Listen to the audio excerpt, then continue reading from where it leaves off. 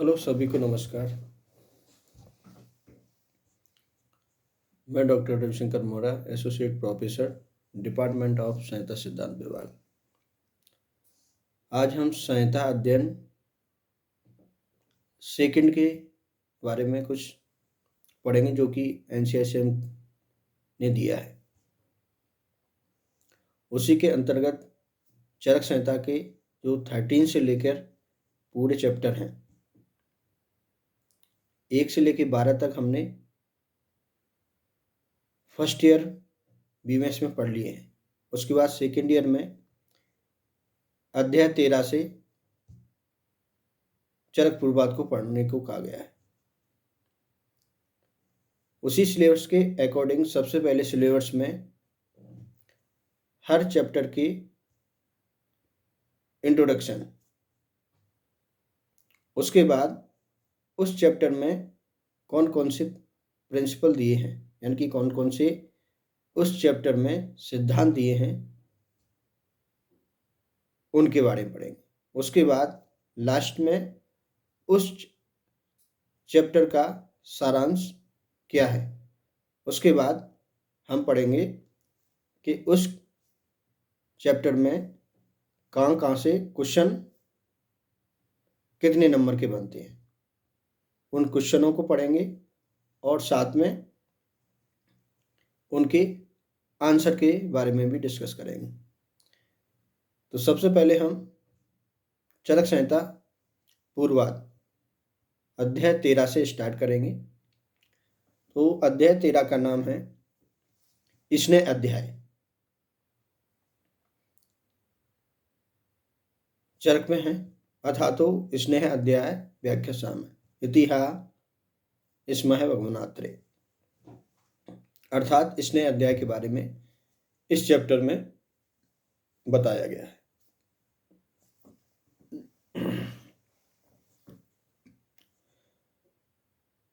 इसके अलावा आचार्य सुश्रुत ने चिकित्सा स्थान के 31वें अध्याय में स्नेह के बारे में बताया है और आचार्य वाग्वट ने अष्टांग हृदय में सूत्र स्थान के 16वें अध्याय में स्नेह के बारे में बताया है। भर्तृहरि का डिटेल यानी कि तीनों संहिताओं के बारे में हम एक अलग से वीडियो में आपको बताएंगे, जहाँ पर तीनों संहिताओं में स्नेह के बारे में क्या क्या अलग अलग कहा गया है। उसके लिए अलग से एक वीडियो बनाएंगे, क्योंकि यह वीडियो केवल बीएमएस सेकेंड ईयर के छात्रों के लिए विशेष रूप से रहेगा। इसके अलावा अगर कंपैरेटिव स्टडी इसी चैप्टर से रिलेटेड पढ़ना है तो उसके लिए एक अलग से वीडियो बनाएंगे, उसमें आप देख सकते हैं। तो सबसे पहले हम आते हैं इसी चैप्टर में आचार्य चक्रमाणी, यानी कि आचार्य चरक ने इसके पहले जो बात कलाकलीय अध्याय बताया था उसमें बात आदि दोषों के बारे में बताया था। उन्हीं दोषों की अगर विकृति हो जाए या प्रकोप हो जाए तो उनके लिए क्या औषध योजना करना चाहिए, और उस औषध योजना को हम बिना किसी द्रव्य के नहीं कर सकते। यानी कि जिस जिस द्रव्य में उस द्रव्य में उस दोष को समन करने के गुण पाए जाएं या उन दोषों को समन करने वाले क्वालिटी हो, उसमें ऐसे सभी द्रव्यों को यहाँ पर हमने रखा है। जैसे कि वातादि दोषों के लिए शोधन चिकित्सा की जाती है। शोधन करने से पहले हमको सबसे पहले पूर्व कर्म करना होता है। जैसा कि आप सभी जानते हैं कि किसी भी प्रकार का अगर हम शोधन कर रहे हैं, चाहे बमन हो, विरेचन हो, बस्ती हो, रक्त मोक्षण हो, शिरोविरेचन हो, किसी प्रकार का शोधन, अगर हमें शरीर की शुद्धि करना है किसी प्रकार से, तो सबसे पहले आचार्यों ने कहा कि पूर्व कर्म कर लेना चाहिए। तो उसी पूर्व कर्म के अंतर्गत स्नेहन जो कर्म आता है वह स्नेहन अध्याय में ही व्याख्यान किया गया है। तो अतः यहाँ पर औषध योजना, औषध को किस प्रकार से बनाया जाए या किस प्रकार से उसकी कल्पना की जाए, उसी के बारे में वर्णन है।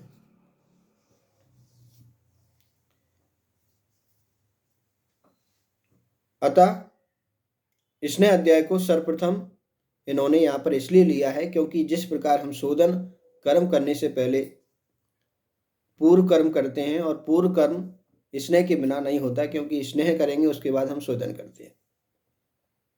तो सबसे पहले इन्होंने स्नेहन चैप्टर ही यहाँ पर बता दिया।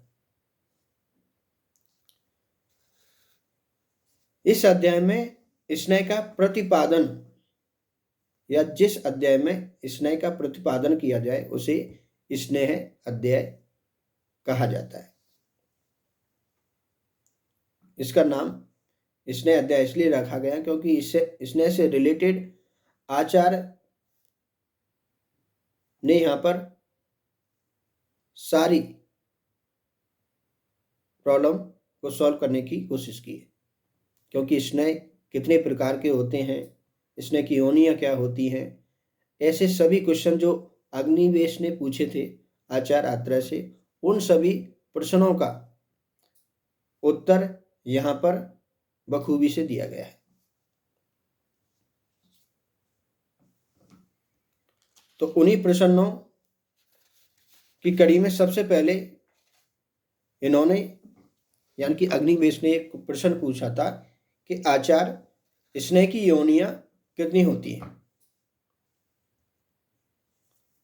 वैसे तो हमने सूत्र स्थान में भी स्नेह योनियों के बारे में पढ़ लिया था, वहां पर जब हमने द्रव्यों का भेद पढ़ा था, जांगम और पार्थिव, तो वहां पर भी कई द्रव्य थे जिसमें स्नेह से रिलेटेड द्रव्य बताए गए थे। लेकिन यहाँ पर इन्होंने स्पेसिफिक, यानी कि विशेष रूप से उन्हीं द्रव्यों को बताया है जिनमें स्नेह पाया जाता है या जिनकी हम स्नेह कल्पना कर सकते हैं। तो पहला क्वेश्चन है कि योनियां, कि हे आचार्य स्नेह की कितनी योनियां होती हैं उनके बारे में हमें बताइए, और वो योनियों के अंतर्गत विशेष रूप से कौन कौन से जो द्रव्य होते हैं उनके बारे में भी। तो स्नेह की योनियां दो प्रकार की होती हैं, स्थावर और जांगम। स्थावर स्नेह की योनियों में इन्होंने मुख्य रूप से 17 द्रव्यों को रखा है। वैसे तो 17 से भी ज्यादा स्नेह द्रव्य होते हैं जिनसे हम स्नेह प्राप्त कर सकते हैं, लेकिन यहाँ पर इन्होंने केवल 17 द्रव्यों को ही बताया है, और साथ में लिखा है कि इसके अलावा अगर और कहीं भी द्रव्य मिलते हैं जिनसे हम स्नेह कल्पना कर सकते हैं या स्नेह बना सकते हैं, तो उन द्रव्यों को भी आप ले सकते हैं।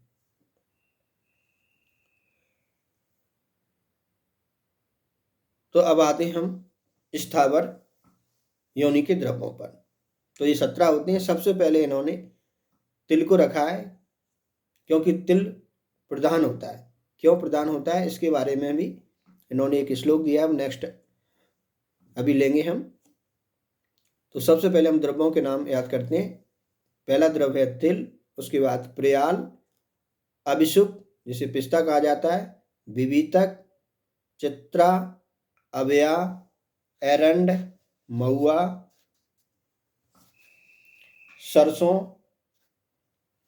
कुसुम, बेल, आरुक, मूली के बीज, अलसी, निकोचक, अच्छो यानी कि जिसे अखरोट कहा जाता है, अच्छो अखरोट को कहा गया, करंज, सहजन के बीज। ये सभी जो द्रव्य बताए हैं वो है स्थावर स्नेह की योनि के अंतर्गत आते हैं। इसके बाद 17 द्रव्य किसी किसी को याद नहीं होते हैं, तो उनको किस प्रकार से याद करना है, तो ये 17 में हम अलग अलग करेंगे। जैसे कि जनरली जिनसे तेल बनता है, यानी कि मार्केट में मिलता है, जैसे कि आप सभी जानते हैं, पहला है तिल तेल, जो कि मार्केट में अवेलेबल है, आपने भी देखा होगा। उसके बाद सरसों का तेल, अरंडी का तेल, चमेली का तेल, अलसी का तेल और करंज तेल। ये तेल ऐसे हैं जो मार्केट में अवेलेबल होते हैं। तो ये 6 तेलों को हम याद कर लेंगे: तिल, सरसों, अरंडी, चमेली, अलसी और करंज का तेल। इसके बाद 3 इसमें ड्राई फ्रूट के नाम हैं, जैसे कि चिरौंजी, अखरोट और पिस्ता। और भी इसमें ड्राई फ्रूट आ सकते हैं, लेकिन यहाँ पर आचार्य ने 3 ही ड्राई फ्रूट्स को रखा है। उसके बाद 2 सब्जी, जैसे कि मूली और सहजन, ड्रो फ्रूट्स, महुआ और बेल, और हरित की एवं विविध की। अगर हम ऐसे याद करते हैं अलग अलग करके, तो यह बहुत जल्दी याद हो जाएगा और आपको ऐसा भी नहीं लगेगा कि 17 द्रव्य है। अलग अलग जैसे ही हम डिवाइडेशन करेंगे वह याद भी अच्छे से हो जाएंगे और आप कभी भूलेंगे भी। अगर क्वेश्चन भी आ जाएगा तो आपको पता रहेगा कि हरित की विविध की को स्थावर योनि में रखा है कि नहीं रखा है। अलग से याद किया तो रखा है। इसी प्रकार चिरौंजी या पिस्ता या अखरोट को स्थावर योनि में रखा गया है कि नहीं रखा गया। आजकल आपने देखा ही होगा कि एनसीएसएम सिलेबस के अकॉर्डिंग ऑब्जेक्टिव क्वेश्चन आने लगे। ऑब्जेक्टिव क्वेश्चन आने के कारण हमको संहिता जो पढ़ना है एकदम बहुत ही डिटेल से पढ़नी पड़ेगी, तभी हम एक एक नंबर के क्वेश्चन को पुट अप कर पाएंगे, नहीं तो कई क्वेश्चन छूट जाते हैं करते करते टाइम। अब आते हैं हम दूसरा, स्थावर योनि के बाद जांगम योनि। जांगम योनि के अनुसार जितने भी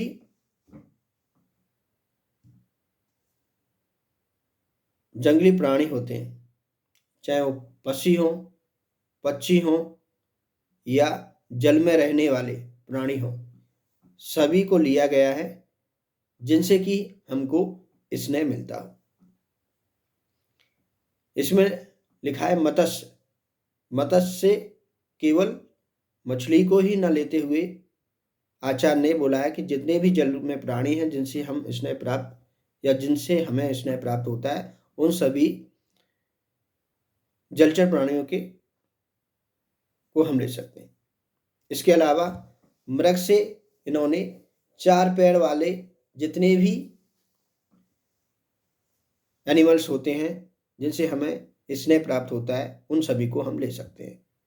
और पक्षी से सभी प्रकार के पक्षी, इन तीनों से हमको 6 चीजें प्राप्त कर लेनी होती है जिनसे कि हम स्नेह कल्पना करते हैं, जैसे कि दूध, दही, घृत, वसा, मज्जा और मांस। ये चीज 6 जो द्रव्य हैं इनसे हमें स्नेह प्राप्त होता है। और ये 6 द्रव्य हमेशा जांगम प्राणियों से ही प्राप्त होते हैं। किसी से दूध, दही, घृत, तो किसी से मांस, किसी से वसा और किसी से मज्जा। जैसे कि वसा, बराह वसा, अचानक है बराह का सबसे वसा श्रेष्ठ होता है, तो बराह का मांस ले लेना चाहिए। जहाँ पर जिस जानवर की मज्जा को श्रेष्ठ बताया है वहाँ पर हमको मज्जा ले लेना चाहिए, और जिस मांसर स्नेह के लिए मांस श्रेष्ठ बताया है वहाँ पर हमको मांस लेना चाहिए, और जिसका घृत श्रेष्ठ बताया है उसका घृत ले लेना चाहिए। तो इस श्रेष्ठता के आधार पर आपने पहले पढ़ा होगा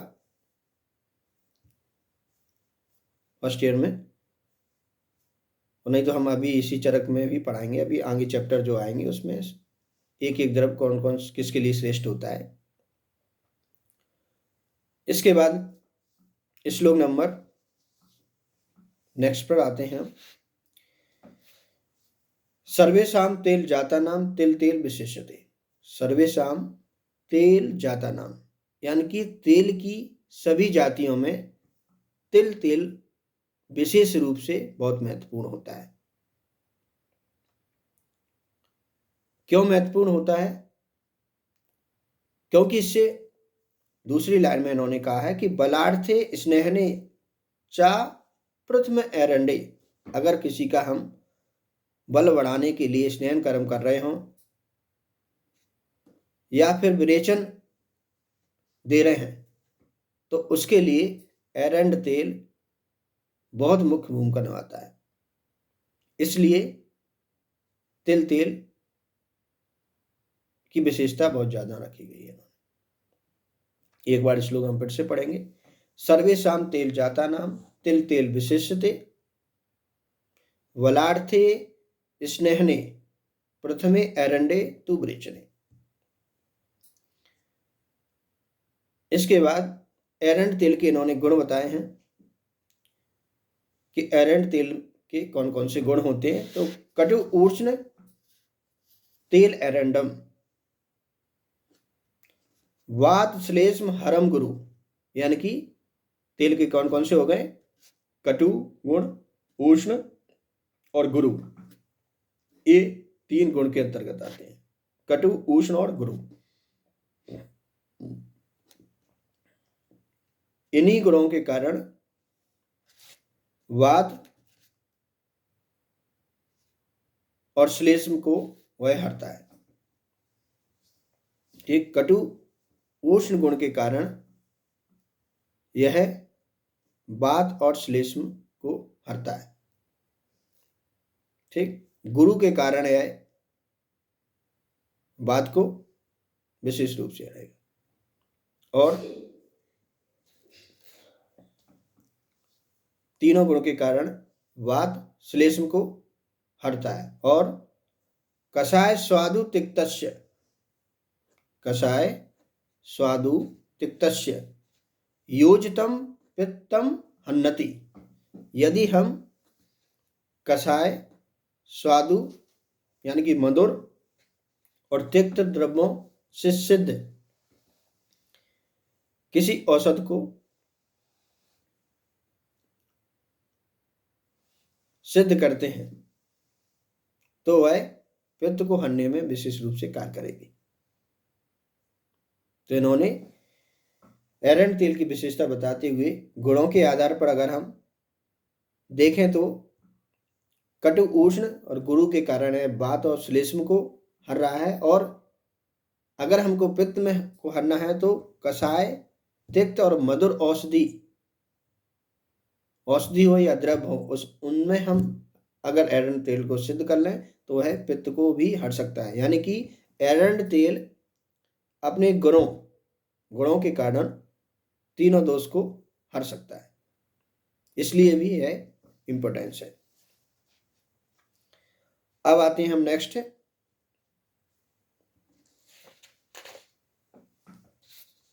श्लोक।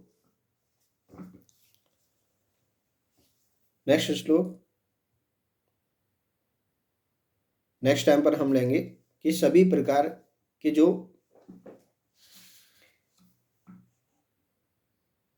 तेल है यानी कि स्नेह है, सभी प्रकार के स्नेह में मुख्य रूप से 4 स्नेह कौन कौन से हैं, जैसे कि सर्पिस तेलम बसा मज्जा सर्व एसु च उत्तम। सभी प्रकार के स्नेह में 4 प्रकार के इन्होंने स्नेह श्रेष्ठ बताए हैं। उन्हीं के अलग अलग क्या क्या गुण हैं, जैसे सर्पी के क्या गुण हैं, तेल के क्या गुण हैं, बसा के क्या गुण हैं और मज्जा के क्या गुण हैं, चारों के क्या क्या गुण हैं, किन किन रोगों में इसका प्रयोग किया जाता है, इसके बारे में हम नेक्स्ट वीडियो में और इस चैप्टर से रिलेटेड जितने भी क्वेश्चन आएंगे या और भी कुछ एक्स्ट्रा जो एनसीएसएम सिलेबस में बताया गया है वो उसको हम बारी बारी से अध्ययन करेंगे। चलिए सभी का नमस्कार, थैंक यू।